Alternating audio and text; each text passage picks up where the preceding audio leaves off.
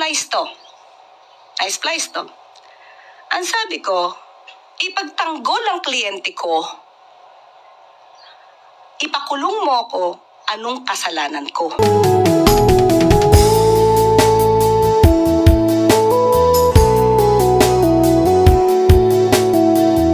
News po ba yung kumakalat na video nyo regarding dun sa umano'y pagwawala nyo sa Maganda yan. Maganda yan.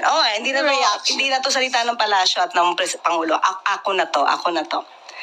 Okay. If given a chance to do that again, I will. Why? Because I did that for justice. Maybe yung nakikita niyong video, that's 2015. Oh, Can you see my face there? To look younger. That's 2015. Okay, na lang pinapalabas to. And splice. Dahil ayaw nila ako siguro na manatiling tagapagsalita rito ng palasyo. Una, ang kwento niyan, merong dalawang magsing-irog na hindi na nagkaayos. Yung bata na iwan sa bahay ng babae, flight stewardess yung babae, iniwan sa driver. Nung tumawag ang school sa tatay, nalaman niyang wala yung nanay, kinuha yung bata sa bahay na kasama lang ang driver. First child niya yon. Now, nung dumating yung nanay, nagalit dahil hindi sila okay nung tatay.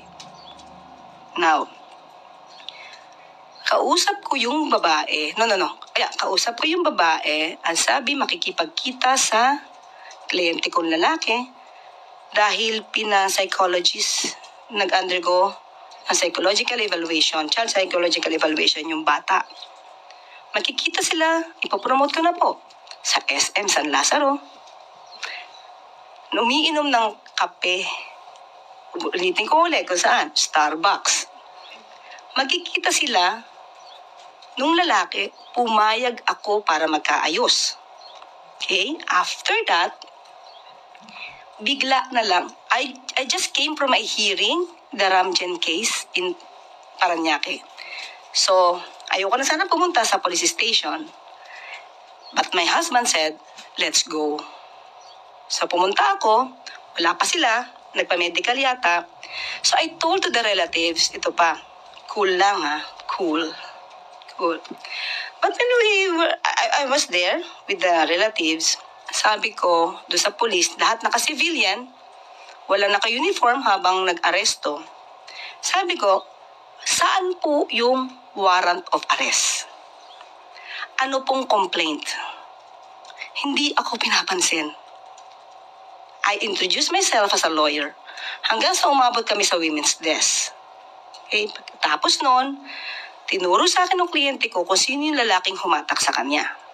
So I was asking for his name. Tinalikuran ako. Okay? So ngayon, sabi ko doon sa isang babaeng sa isang babaeng pulis, okay? Ano ang complaint? I deserve to know that. I was the counsel. Walang complaint, walang warrant of arrest. And my client was not doing any crime. You know, guys, what are the reasons or causes for a warrantless arrest? You know that there should be at least the guy or the accused or the suspect should have been committing a crime. Or there is a reasonable belief that he had committed a crime. But none. He was just drinking coffee. And there was a text from the guy that she was amenable to be intimate, only intimacy. So how could there be violation against women and children? So when I was there, I talked to the colonel. I forgot the name of the colonel, parang bossing nila. Sir, wala tong warrant of arrest. Walang complaint. Walang... And then, after that, it was not the problem with Inquirer.net at the time. Sino Inquirer dito? Di ko alam kung sino yun Nakalimutan ko yung parang Hindi niya lahat kinuha yung kwento.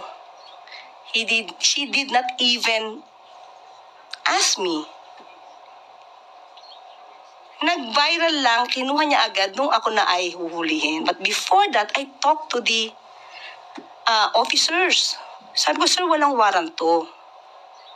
And then, one of the officers din doon, nadinig ko na nasa labas na kami, sabi ng ibang mga pulis, pakulong mo na yan. Na-splice to. Ang sabi ko, ipagtanggol ang kliyente ko, ipakulong mo ako, anong kasalanan ko? Yun siguro yung nakita nyo. O hindi, na-splice. Oh, yan, na-splice yan. So if you want to get the original copy niyan, pero siyempre putol-putol na rin yun edited, sa inquirer.net, that's 2015. September. Alam ni Miss Pia yan. Hindi nga ako, wala nga akong penalty at that time sa ABS-CBN, sa DZMM. I was allowed to. Diba? Otherwise, kung meron akong mali, I would not be allowed to go on air. And then after that, oh yan, that's 2015. Yan ang panoorin nyo, hindi yan splice. Okay? So, at that time, sabi ko, walang warrant of arrest, walang complaint. Doon pa lang sila gagawa ng complaint. So, sabi nung isa, namaya pa na isang pulis, sabi niya doon sa pulis na babae, anong gusto mo? Sabi niya, pakulong yan. The problem is, kinulong ako, naman di kulong, it's detained. Dinetain ako, my husband, and my secretary. Why? Kung ako lang naman ang gusto nila dahil lumaban ako, hindi naman lumaban, nangatwiran ako. Di ako lang. Ba't masasama yung asawa ko? Ba't masasama yung secretary ko? Hindi ba? So, hindi yun nakuha ng inquirer.net. Yan lang. I was not even interviewed. What happened? Diba? And the title. The title. So, umpisa pa lang yan, yung comment pa lang yan, marami nang nag-bash doon sa gumawa ng title. Okay, again, hindi yun iskandalo. That's a fact. It's a fact. So, if you will be my client and you will experience the same, I will do it again and again and again for justice. Nung nandiyan ako, na-detain ako, sabi ko, okay lang. Parang si Jose Rizal. Hero lang ang dating. So, pampalubag ng loob kasi nandiyan ako di ba? Yan lang po, yan lang. So, wag po kayo maniwala doon sa mga na-splice na video. Kasi yan, that's the truth. Okay? Ma'am? Yes, ma'am. Yes. Another one. Parang ang haba ng kwento ko doon.